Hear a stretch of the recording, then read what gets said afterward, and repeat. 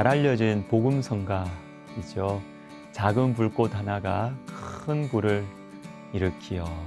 여러분, 우리 가슴 속에 있는 작은 말씀의 불꽃, 은혜의 불꽃은 큰 불을 일으킬 수 있습니다.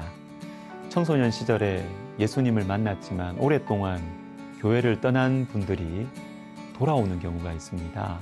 저는 이런 분들을 보면 소망이 생깁니다. 그 속에 작은 불꽃, 은혜의 불꽃이 있기 때문입니다.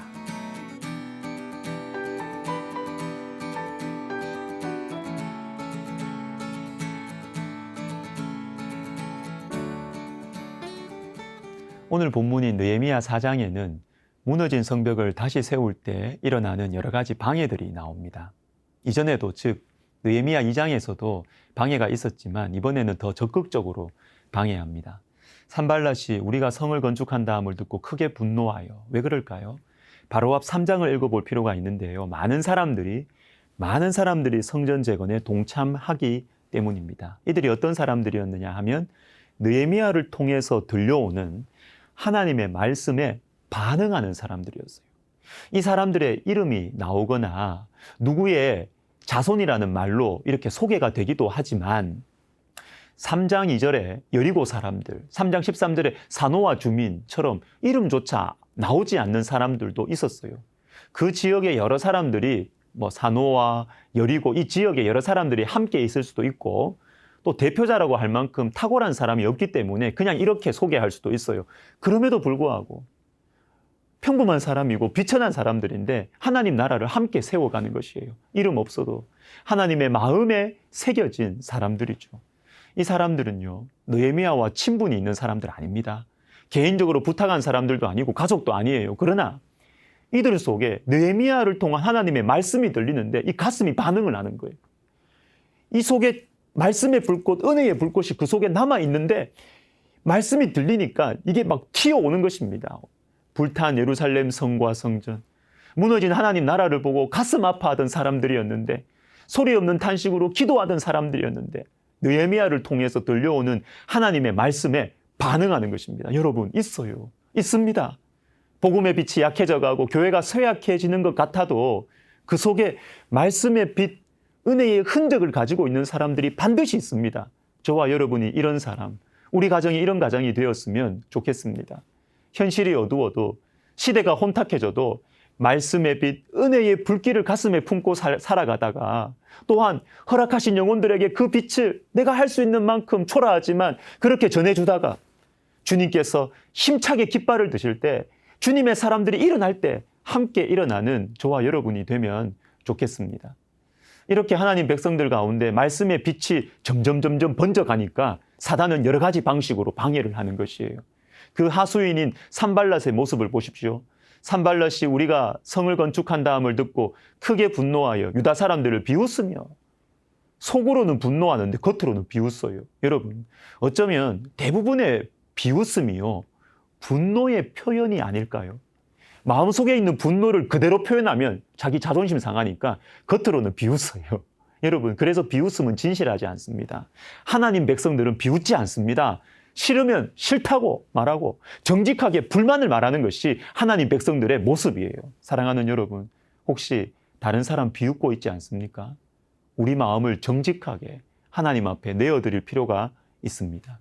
2절을 보시면 대적들의 비웃는 내용이 나옵니다. 스스로 견고하게 하려는가, 불탄 돌을 흙무더기에서 다시 일으키려는가. 참 역설적이게도 이 대적들의 비웃음의 이 내용 속에 그들의 두려움이 들어있고 느헤미야의 사명이 나타나고 있습니다. 느헤미야는요, 정말로 흙무더기에 묻혀있는 불탄 돌을 다시 일으키는 사람이에요. 꺼진 것 같은 성령의 불씨, 말씀의 불씨, 기도의 불씨를 다시 일으켜서 하나님 나라를 회복하려는 사람이 느헤미야예요. 그리고 이것은 저와 여러분의 사명이기도 하고 기도 제목이기도 합니다.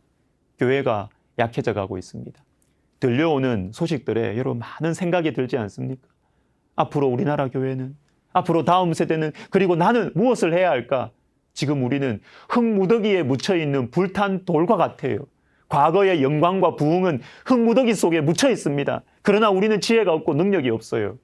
이럴 때일수록 말씀을 붙들어야 하겠습니다. 교회는 주님의 몸이에요.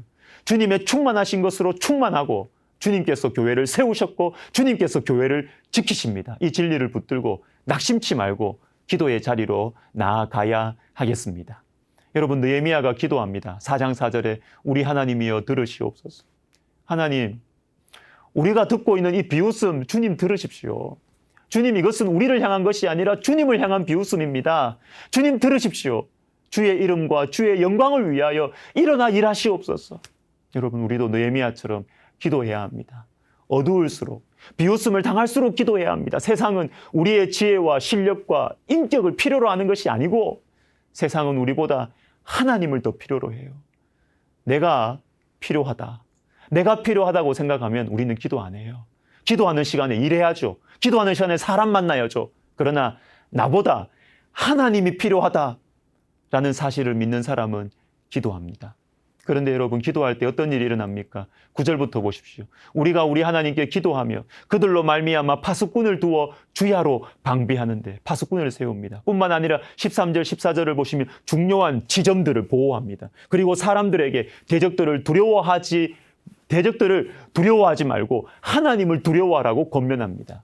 여러분, 지혜죠. 여러분, 기도할 때 지혜가 생깁니다. 기도할 때 믿음이 생기고 용기가 생깁니다. 무슨 믿음, 무슨 용기? 4장 14절. 그들을 두려워하지 말고 지극히 크시고 두려우신 주를 기억하고. 여러분, 마땅히 두려워할 분을 기억할 때 용기가 생깁니다. 믿음이 생깁니다. 사랑하는 시청자 여러분, 두려울 때가 많으시죠. 사람이 두렵고 실패가 두렵고 전염병이 두렵고 잊지 마십시오. 마땅히 두려워할 분을 두려워하는 것을 잊지 마십시오. 그분이 우리의 하나님이십니다. 기도하겠습니다. 하나님 아버지, 우리가 어두운 현실 속에서 엎드려 기도하겠습니다. 주님, 우리 속에 그리고 주님의 백성들 속에 있는 작은 말씀의 불씨, 은혜의 불씨에 불을 붙여주셔서 다시 교회를, 우리나라 교회를 새롭게 일으켜 세워 주시옵소서. 예수님의 이름으로 기도하옵나이다. 아멘.